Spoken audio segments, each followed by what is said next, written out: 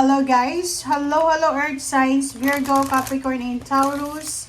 Welcome dito sa aking channel, Kapalaran 888. Welcome. Alamin natin kung anong messages, vibration, Earth Signs, Virgo, Taurus, and Capricorn. Ano ba ang message na para sa inyo? Okay, first card natin is Mice. 23-5. Paki-comment sa comment section, ikaw ba habang nanonood ka sa ngayon, nag-aalala ka tungkol sa pera? Yung Mice kasi, medyo meron kang mga financial stress sa buhay, financial hardships, marami kang mga pinoproblema sa usaping pera. Okay? Namumroblema ka sa pera, sa finances, namumroblema ka kung paano mo maayos yung pera mo or ganito. Okay? So, dito sinasabi ng baraha sa'yo, Earth Signs, Virgo, Capricorn, and Taurus, isang lalaki or babae, basta pera to, isang tao ang posibleng makakatulong sa'yo. So, financially stable siya, financially secured siya, financially balanced yung buhay niya. So, ang taong ito ay pwedeng manliligaw mo, or pwedeng katrabaho, pwedeng kapamilya, or kung sino man siya. So, yung worries and fear mo, ano ba yung worries mo? Like, natatakot ka kung ano na yung mangyayari sa buhay, yung financial mo sa susunod na araw, sa susunod na buwan, ganito.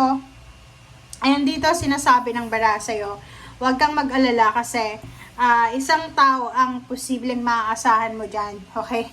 So, yung wealthy man na yan is, or wealthy woman yan, kasi since wala namang gender yung tarot, sinasabi na siya yung pwedeng magdala ng stability and balance sa financial mo.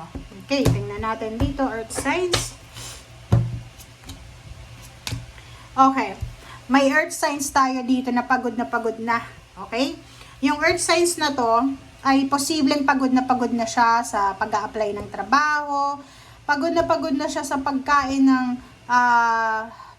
na paulit-ulit na lang, wala siyang pera, yun lang yung naandyan, yun lang yung kakainin niya. So, pagod na pagod siya sa trabaho, maybe sa trabaho, pagod na pagod sa pag-a-apply ng trabaho, pagod na pagod sa business, pagod na pagod siya sa pagiging tambay, pagod na siya sa kung ano man ang kinapapaguran niya sa ngayon. Sinasabi ng baraha sa'yo dito, Earth Signs, na huwag kang mag-alala daw kasi yun na nga, etong 6 na to, eto siya, wealthy man. Sinasabi ng baraha sa'yo na isang tao financially able. Able talaga siya kasi kaya niya, 'di ba? Kaya niyang balansehin yung pera, may saving siya, may parating na sweldo, ganito.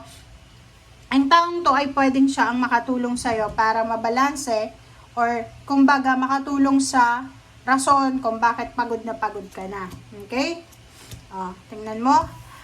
Dito sinasabi ng baraha sa'yo na meron kang isang desisyon na gagawin para maibsan man lang ito, or isang decision making ang gagawin mo para matapos na yung mga pagpapagod mo na yan or pakiramdam na yan.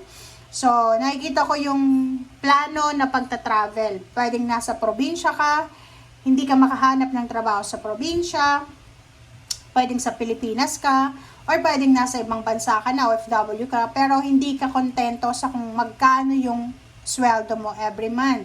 So, nakikita natin dito na dadalhin mo ang buong pamilya mo, or pwedeng mag-isa ka lang, lipat kayo sa mas stable, mas secured na lugar kung saan kayo makakakuha ng kumbaga satisfaction. So, nakikita ko hindi ka satisfied sa kung ano man na pinagdadaanan mo sa ngayon. Sa relationship naman, ganun din. Ang relationship mo, sinasabi na pwedeng yung relationship na meron ka, siya yung rason kung bakit hindi mo magawang balansehin yung iyong financial. May ganun eh. Di ba? May mga malas na asawa, malas na karelasyon. May ganun eh. Kung hindi kayo naniniwala, meron ganun guys.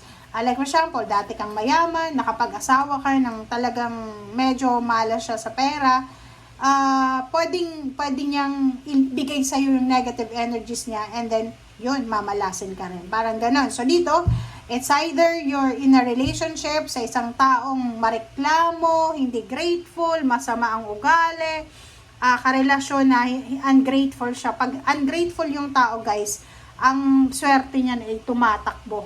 Umaalis yung swerte. Okay, so yun. Dito sinasabi ng bara sa'yo, mag-iingat tayo kahit nasabihin natin na sobrang hirap na tayo sa buhay. Mag-iingat ka, Earth signs, Virgo, Capricorn, and Taurus, sa mga indecent offer, job offer. Yung mga illegal yan, okay? So, ingat-ingat ka. If ever may isang tao na mag-offer sa'yo na, oy, alam mo, pwede ka dito, ganyan-ganito, mag-iingat ka. Huwag na huwag kang papayag kasi yung karma is na andito.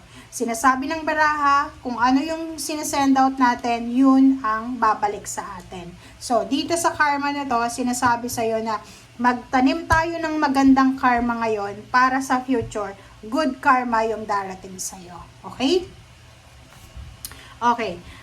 Dito sinasabi ng baraha sa'yo na i-give up mo yung masyadong advance mag-isip, i-give up mo yung mindset ng madali ang swerte, ganyan, yung mga loto na yan, mga sugal, ganyan, ganito.